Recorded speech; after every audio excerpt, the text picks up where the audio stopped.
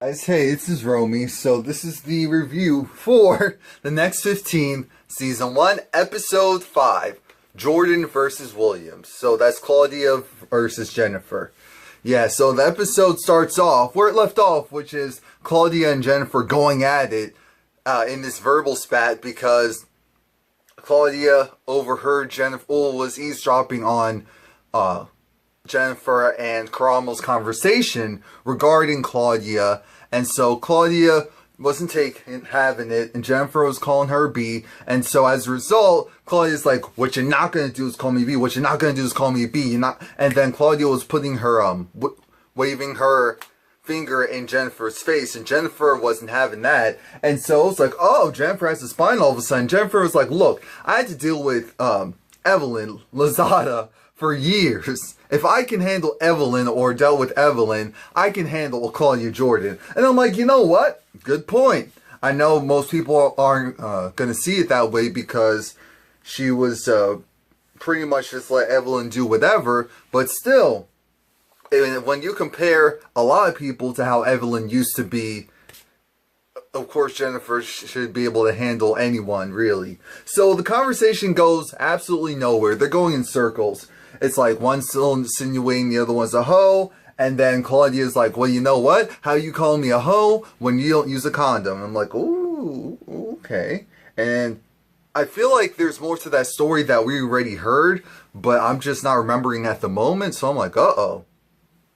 But long story short, what's her name? Jennifer was over it. She gets in her car, tries to leave. Of course, Claudia is in the driveway, so she's blocking the way.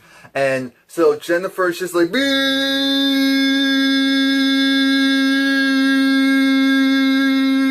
the whole way through. That's what Jennifer is doing. And clearly this was going on for a couple of minutes because producers, well, of course the producers are all around, but they were really coming out and they were just like, "Look, Claudia, love you. We'll talk to you later, but your ass gotta go because you're now you're messing with production. Now you're messing with legal laws. Now you're blocking an entryway. You have to go." And Caramel's just like, "Oh my gosh, Claudia, I love you, but you gotta go." It's like, "Oh no, I really do love you, and we'll talk, but you gotta go." And Claudia's like, okay. And so Claudia gets in the car and she's applying her lip gloss. I'm like, Claudia, stop being petty. This is part of the issue. You're supposed to be an EP, but you're not acting like an executive producer. You're acting like one of the cast members. As long as you keep acting like one of the cast members, that's how people will treat you. Is it right? No, but this is how it is in real life. You need to go put on the executive producer hat and be above this. So, the next scene is with Benzino and Kurt. You know Kurt from Love and Hip Hop. And Kurt talks about his situation with his son because Benzino's like, "We can relate because I have a son now." But we're just like, "Yeah, but you claimed your son the full time." And of course, Benzino put it out there. It was like, Kurt was hated by America at one point because of the whole fact that he was accusing his wife of cheating with him with no real plausible reason. And so, there was that. And then he was also saying that Kurt went up to his ski resort or whatever and was caught doing some things with one of the women there, and that just messed everything up back at home. So he was like, "I was fine because at the time I was single. Everyone else there was single." I think, if I'm not mistaken, Bobby Valentino was also there. See, I didn't realize that he actually hangs out with that group. Maybe he needs to stop because... Anyway, so he's making his food, and it's weird because... Was it just me, or were you also like, wait a minute now? Why the hell is Kurt... he's dipped a chip into his dip, and he's hovering over it. I'm like, you better not serve that to anyone. That stuff better have just been a test batch, because I'm suing if I see someone, the chef, cooking something, and he dips his food into it and hovers over it and eats it. Nope, that's not what we're doing. So Jennifer and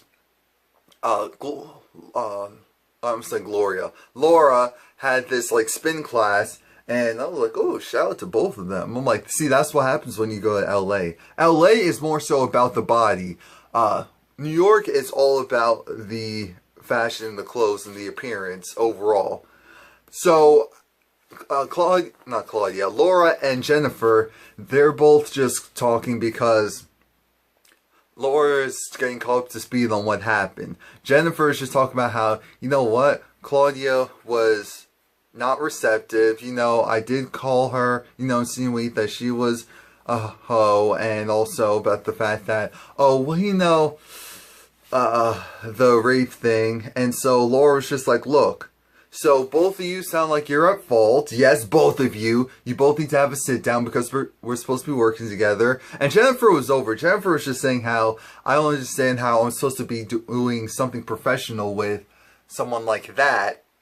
I need to just go and do my own thing. And I know in the back of Laura's mind, it's like, look, your own thing, it's not really popping like that because I didn't even realize it was a show. So what you need to go and do is, you need to go and make nice. And Jennifer's essentially like, well, I'll make nice with her if she apologized to me in the first 10 seconds. I'm like, here we go with these damn games. In the first 10 seconds, if you don't apologize to me, then, we're not good. We're not working together. That's how it's going to be.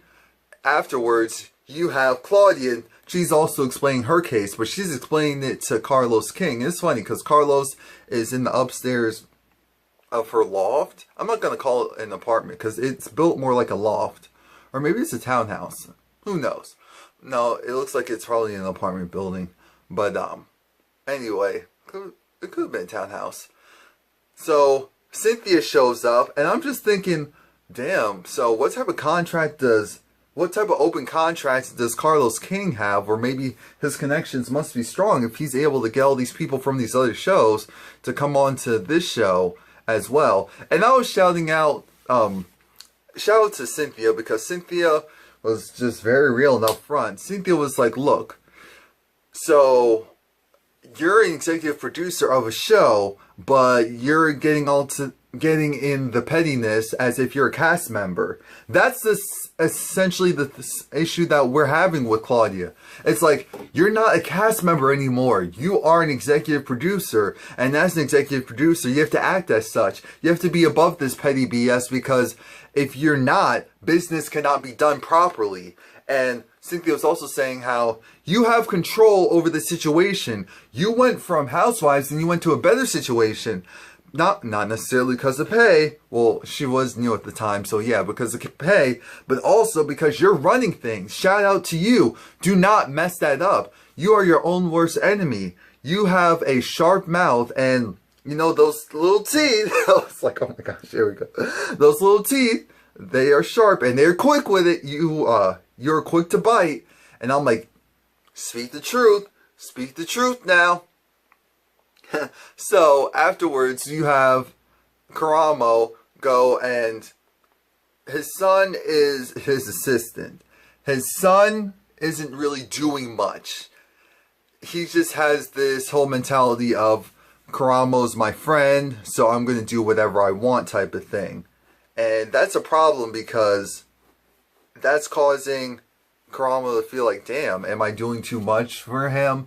Because he essentially only did 4 hours of work, and he has nothing scheduled for the rest of the week. And he was like, you should be upset. Why the hell do you only have 4 hours for this entire week as far as work's concerned? You should be like, no, I need 10, 20, 30 hours. Like, come on now. And I agree. How does that make sense? In what world? See, that's when you feel like you have it covered on the other end. You have a roof over your head, you have food, you can hang out with your friends, you have a little bit of money coming in, so you're good. That's his issue. So Karamo goes and has him rake the yard. I mean, not the yard, but rake the patio or whatever.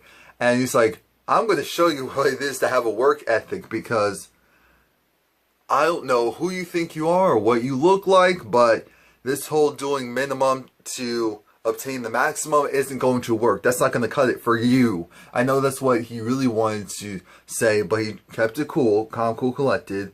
But it's nice that they have a really nice relationship, considering that he didn't know about his son until after he came back to the real world. And but he was like, his mom, and then were best friends. Yeah, so aside from that, you have New York, who's with her dude Action, and here's New York's thing. New York is all about Action. You need to show me that you want to be with me again. Action actually proposed to her, but she took the ring after he did something that pissed her off immensely, and she essentially gave it to the woman in Walgreens. It was like, look, do you like diamonds? Do you like white gold? Well, here you go, because the person who gave this to me, yeah, I'm not really feeling them right now. And so because of that, Action was like, I'm not going to go and deal with New York. I want Tiffany. But then he also admits that Tiffany and New York is one of the same. So then she's like, yeah, you know exactly who I am. So what's really the issue here? And I feel the same way. It's like, look, Action wants her to be someone that she's not at this point. And as a result, that's why they're having these issues. So, New York was actually embarrassed because she was like, oh my gosh, this is too real. I don't want this put out there. I'm like, hello, this is a reality show. This is what it's supposed to be about. But Action was also saying what we already know, which is New York wants someone who is more so a sex slave and manservant than a husband, at least on paper. And so that's why she's running the relationship like this. So Jennifer, Claudia, and Laura have this sit down, and Claudia takes 20 seconds instead of 10 to apologize to Jennifer. And as soon as she does that, Jennifer is actually really receptive to it. Claudia is just sorry for her part, and it's like it didn't need to go there where it went. And Jennifer accepts it because she's like, you know what? You're absolutely right. You're absolutely right. There is no reason for us to get to where we are. You know, going forward, this is supposed to be business. This is supposed to be professional, and I want to go a certain way. So as long as you're cool with that, I'm cool with that. I have actually other things to do, but thank you. And Laura's just like, I'm proud of you. Shout out to you. And Claudia's like, look, if I'm supposed to be EP, I need to start acting like it. It's like, yes, that's exactly what you need to do. So we have Benzino. He's at home with Althea, and her husband, her husband. Well, she wants a ring on her finger, not just a new house, new place. And I'm like, good for her. Good for her. But her mom is there, and they're double teaming Benzino in the sense it's like, all right, so when are you going to marry her? When are you going to do this? When are you going to do that? Benzino's like, we'll get married on my birthday. On your birthday? He's like, yeah, on my birthday. It's like, all right, but you need to do it soon. You just came from LA. Why do you need to go back for the next 15? It's like, yeah, for the next 15. Well, I need to do that because this is business. I signed contracts, agreements, and yeah, money and opportunity. Money and opportunity. That's the key to success at this point. And so afterwards, you have Jennifer who goes into the studio, and of course, who else is there but music trainer, vocal coach extraordinaire, Brandy's father, Willie Norwood. And I'm like, oh wow, they went all out for this one. And they went with someone who clearly is nice and patient because Jennifer needs help. Essentially, Jennifer's issues are she's tone deaf, which means that she personally can't hear herself sing the appropriate notes. So it comes off as flat or pitchy. But he was like, he had her sing Happy Birthday, and then she initially started, like, Happy Birthday, and then she started again, and I was like, okay, there's something there. We have something there. There is potential. And so she's ecstatic because it's like, damn, I was really nervous because he is who he is, and we know that he could have just said, girl, you trash, you garbage. So I was like, oh, shout out to him. And Benzino was shocked. He was like, I thought maybe there was an ounce of hope, but he's actually confirming that there's an ounce of hope, that there's something there. I was like, all right, here we go. So Jennifer was like, I appreciate you setting this up because I'm really not trying to waste your time. I really want to prove everyone wrong. So I was like, you know what, let's give Jennifer a shot because she didn't sound horrible. She's very self-conscious, and so that's going to hold her back a lot. But who knows? Who knows? She could put out a decent song. I mean, anyone really nowadays can put out a decent song. So why not Jennifer? So we have New York.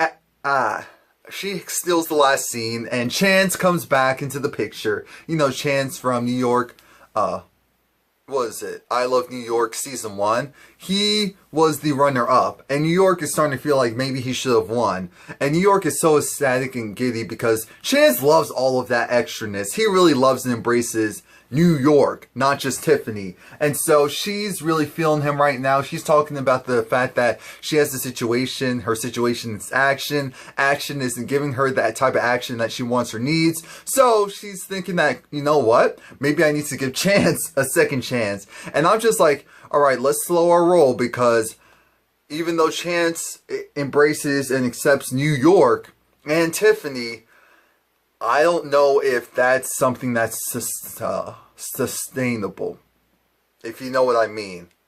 I have a feeling that that could be a situation where it's good for a couple of years, but as soon as the extraness doesn't go away, then maybe he might go away. Or I could be completely wrong and he balances her out well.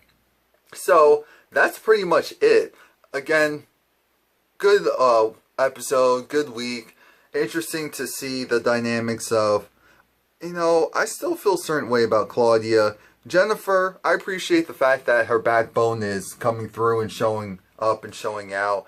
But I do want them to be more professional, because at the end of the day, they're trying to pitch a TV show. And what network's going to want to pick them up for a talk show if they're just bickering all the time? Networks want security and longevity, potential longevity, because they have to sell that to advertisers. So they need to get this together. So that was pretty much it. Please like, comment, subscribe. Let me know what you think.